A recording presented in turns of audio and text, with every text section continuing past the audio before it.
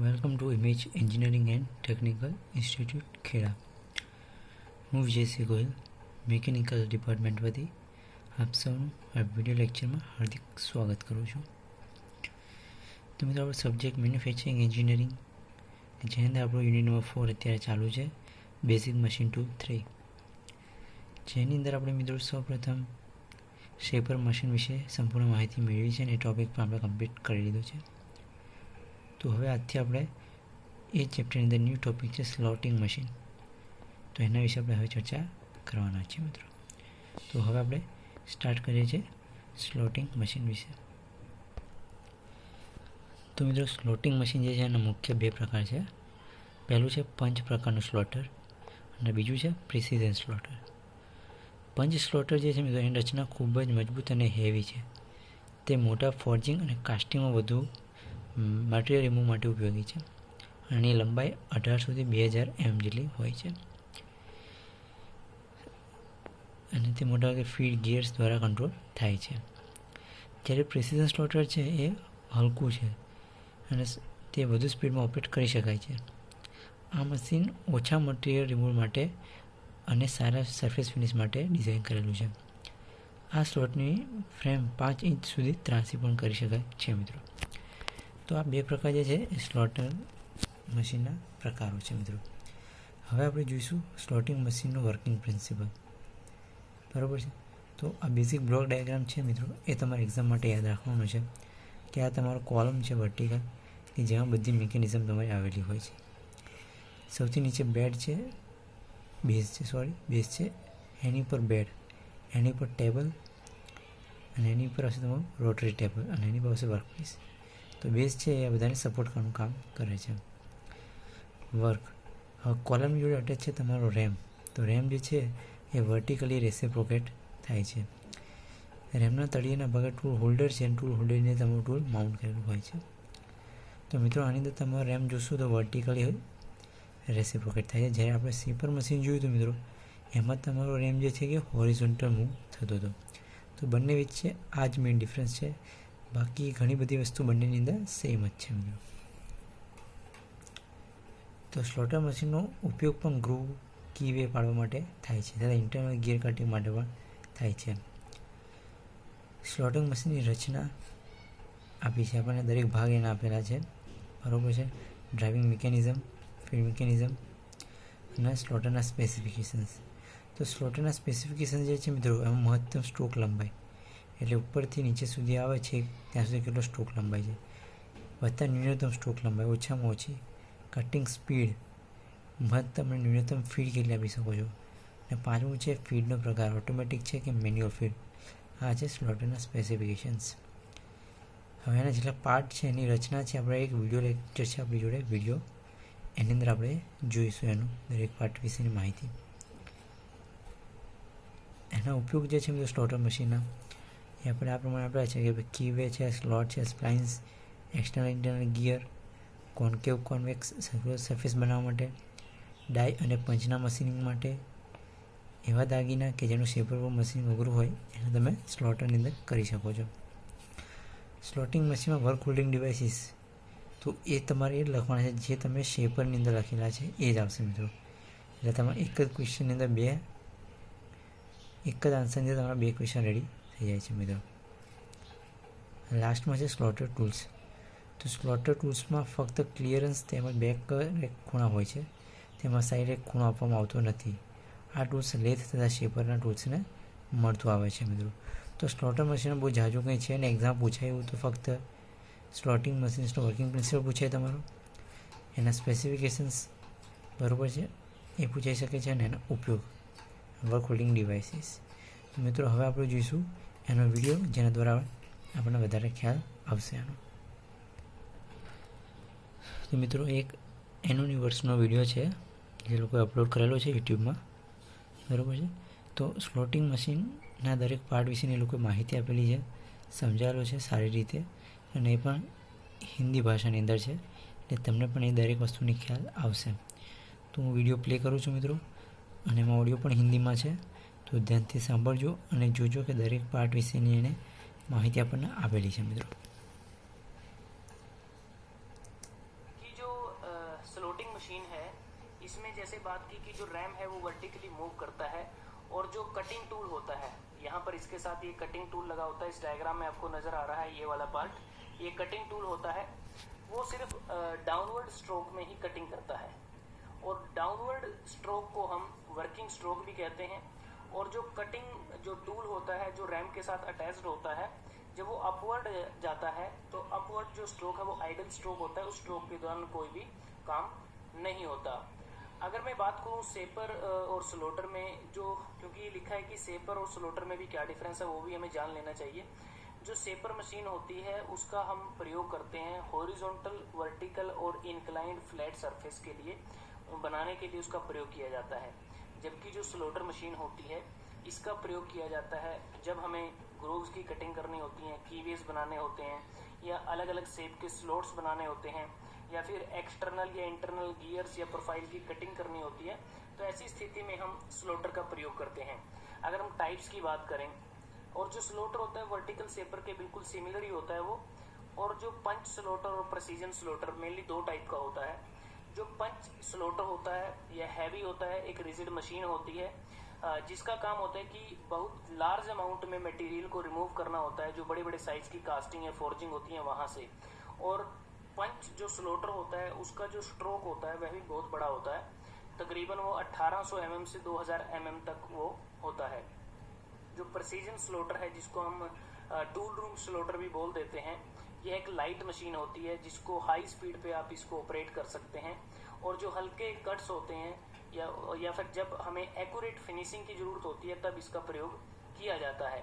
तो general purpose के लिए प्रेसिजन स्लॉटर का प्रयोग किया जाता है with work quick return mechanism के साथ। और जो वर्क पीस या जॉब जिसे हम कट करना होता है उसे, ये जो टेबल आपको नजर आ रही है, ये एक रोटरी टेबल आपको नजर आ रही है, इस पर इसको रखते हैं, और जो वर्क टेबल है उसको लॉन्गिट्यूडिनल क्रॉस या रोटरी फीड मोशन दी जा सकती है। अब मैं बात करता हूँ स्लॉटर के कौन कौन से कंपोनेंट हैं और उन कंपोनेंट्स के क्या क्या कार्य होते हैं। सबसे पहले अगर आप देखें, ये जो पार्ट है यहाँ आपको नजर आएगा जिसको हम बेस कहते हैं। ये जो बेस होता है कास्ट आयरन का बना होता है, एक हैवी कंस्ट्रक्शन होती है, और जो देखें स्लॉटर के बिल्कुल बॉटम में यह लगा होता है। और कास्ट आयरन की जो डैम्पिंग कैपेसिटी है बड़ी अच्छी होती है, इसलिए इससे बेस बनाए जाते हैं। क्योंकि जो स्लॉटर है इसके जो दूसरे पार्ट होते हैं, जिसे आप यहाँ पर देख सकते हैं, मेन पार्ट जो कॉलम है ये आपको नजर आ रहा है, ठीक है, जो रैम है, जो टेबल्स वगैरह हैं, वो सभी की सभी बेस पर ही माउंटेड होती हैं। और बेस के टॉप साइड्स पे अगर आप देखें, इसमें कुछ हॉरिजॉन्टल गाइडवेज बने होते हैं, जिसके अलोंग जो वर्क टेबल है वह ट्रांसवर्स करती है। और बेस पे जो गाइडवेज बने होते हैं वह जो कॉलम के फेस के बिल्कुल परपेंडिकुलर होते हैं, क्योंकि कॉलम का फेस ये है और इसके जो गाइडवेज है वो इस प्रकार से हैं, तो वो एक दूसरे के परपेंडिकुलर होते हैं। उसके बाद जो मेन पार्ट है स्लॉटर का वो है कॉलम है, जिसको हम कॉलम बोलते हैं।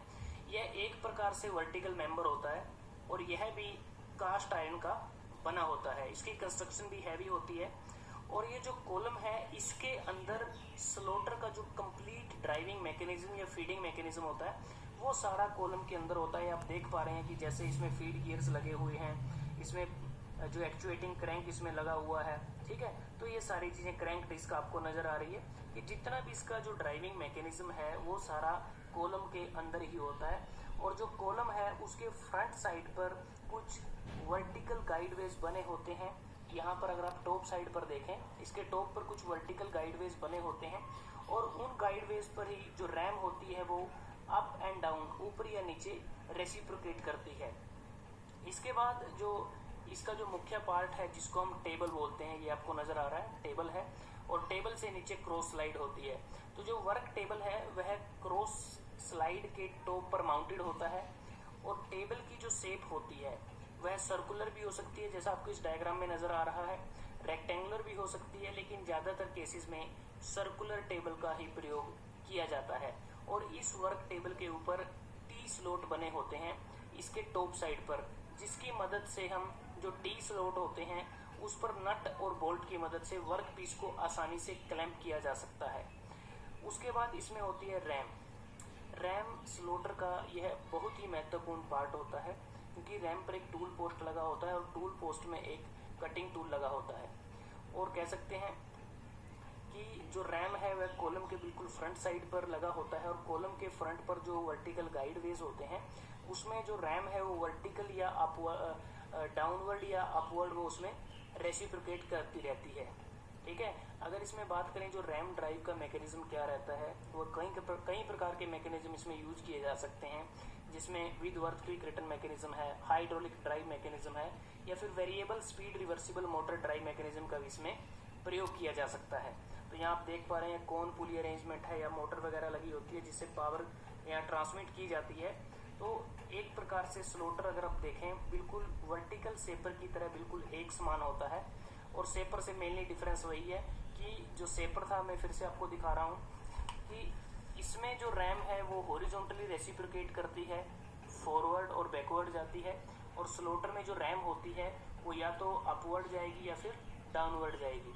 जो डाउनवर्ड स्ट्रोक होता है स्लोटर में वो वर्किंग स्ट्रोक होता है, जबकि सेपर में जो फॉरवर्ड स्ट्रोक होता है वो वर्किंग स्ट्रोक होता है। स्लोटर के केस में अपवर्ड स्ट्रोक आइडल स्ट्रोक होता है, जबकि सेपर के केस में जो बैकवर्ड स्ट्रोक होता है वो आइडल स्ट्रोक होता है।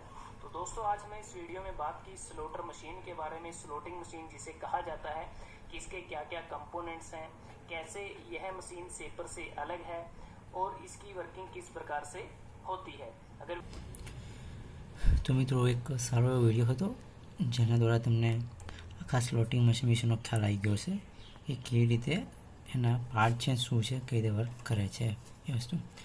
તો એક્ઝામ રિલેટેડ આની અંદર ફક્ત ક્વેશ્ચન જે પૂછાયા છે હું તમને કહી દઉં કે સ્લોટિંગ મશીનનો વર્કિંગ પ્રિન્સિપલ પૂછાય તો મિત્રો તમારે આ બ્લોક ડાયાગ્રામ રેડી કરવાનો છે અને એનું જે વસ્તુ સમજાવેલી હમણાં એ વસ્તુ તમારે સમજાવવાની છે।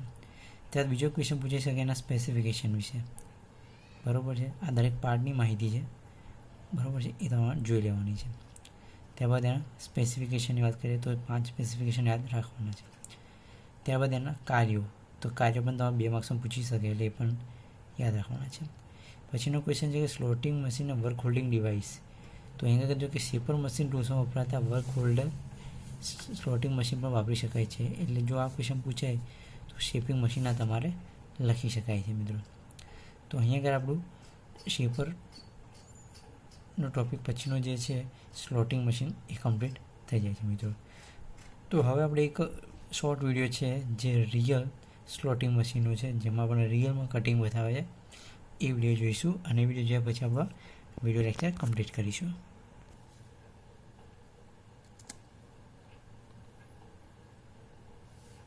તો મિત્રો આ છે એક રિયલ સ્લોટિંગ મશીન, જેમાં તમે જોઈ શકો છો કે ટેબલની ઉપર તમારો એક રાઉન્ડ વર્કપીસ છે જેની અંદર તમારો આ રેમ જે છે રેસિપ્રોકેટ થાય છે વર્ટિકલી અપ એન્ડ ડાઉન ડાયરેક્શનની અંદર।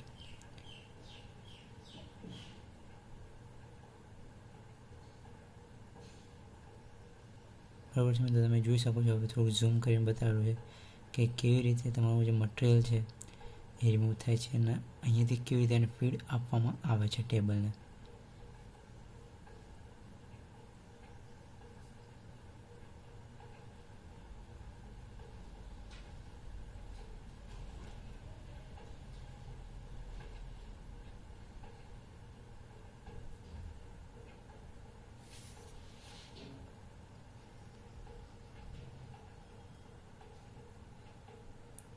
બરાબર મિત્રો, તમે જોઈ શકો છો કે ભાઈ કેવી રીતે ટૂલ છે અપ અને ડાઉન થાય છે અને તમારો કીવે કન્વર્ટ કરે છે।